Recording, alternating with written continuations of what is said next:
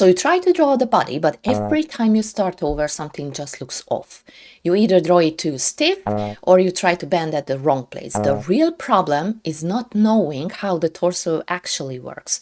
So in this video, we'll fix both problems, and I simplified this whole thing so you can twist, bend, and pose your characters properly, and it all feels natural. And the more you practice, the better it'll look.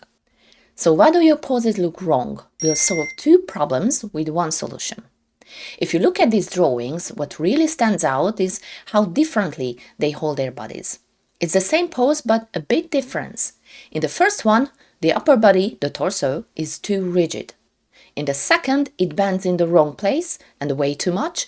And in the third, the torso bends in the right place with the right amount.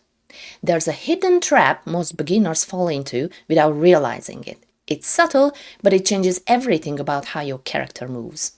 And that trap is thinking of the torso as one block, which it really isn't. And the mistake goes both ways. Either thinking the torso is completely rigid or treating it like a floppy jelly bean that bends anywhere. And while the ribcage itself can also bend, it still has limits. So to eliminate these mistakes, we need to know how a torso builds up in order to draw it properly. So the torso is built from three main parts: the chest, the hips, and the flexible middle that connects them and allows movement. That's where most of the bigger movement comes from. As you can see, the chest and the hips can both be simplified into blocks. These are the solid parts of the torso. The chest is the bigger part, and you can also draw it as a slightly rounded block. Don't worry about making it perfect, although it helps a lot when you want to draw a proper cartoon body. We are not aiming for realism here. A simple, clean shape works great for cartoon characters. The hips are a bit smaller, and you can draw them more like an underwear shape. It might look not that simple, but it actually helps a lot later when you attach the legs. It just makes everything flow better. You can draw the hips as a trapezoid, especially for female characters when you want to emphasize that area more. And the squishy midsection is where most of the bending and twisting happens. So now that we've split the torso into three parts, you can clearly see where it can bend and twist and where it can't. But how far apart should you draw the chest and the hips? Since we are working in cartoon style, you've got a lot of freedom here. If your character is taller, you can space them further apart. If they are shorter or more compact, keep them closer together. There's no single correct distance, because it depends on the kind of character you want to draw. But before you can twist, bend, or stretch a pose, you need to nail one skill first. You need to get comfortable drawing these blocks from different angles. Keep them solid, because the twist happens in the midsection, not here. I've seen people add little faces to the blocks to make it more fun, because practicing these angles isn't easy at first, but it's totally doable. With practice, you rely on this less and less, but it is what builds that control.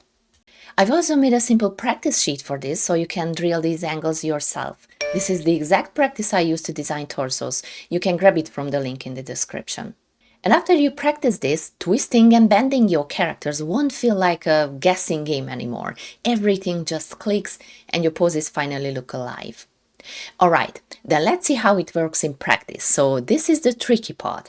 How do you draw the actual torso so it bends and twists in the right place with the right amount?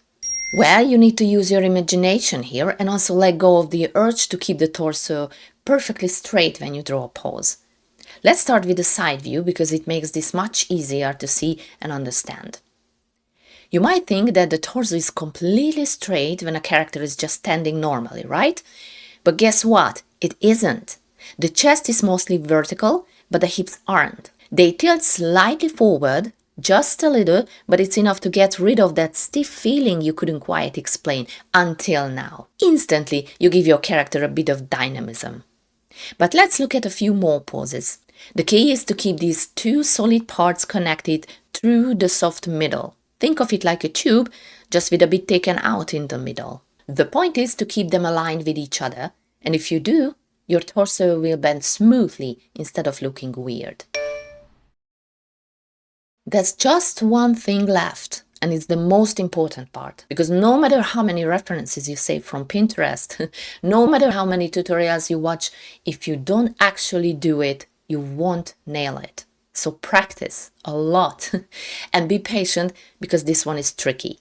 I have to admit, this torso stuff really tested my patience. I ended up with some pretty weird drawings along the way. I even posted them in the Messy Monday sketch in the group, so you can see my messy attempts too, and that we all start somewhere. So grab your pencil and try it out for yourself too. And if you want to practice together, share your attempts in the group. You can get feedback, make fixes, and practice together. The link's below. Now that you can draw the torso in the simple skeleton form, you probably jump straight into drawing full characters. You might try it 3 times, 10 times, 20 times. At first it's fun, but then it starts to feel the same, and you're not really sure why. That's because you're drawing the same body type over and over again. It's good practice, but it's also limiting you. So in the next video, I show you how to create different body types, you know, from the classic strong, bulky guy to the tiny squirrel. See you there.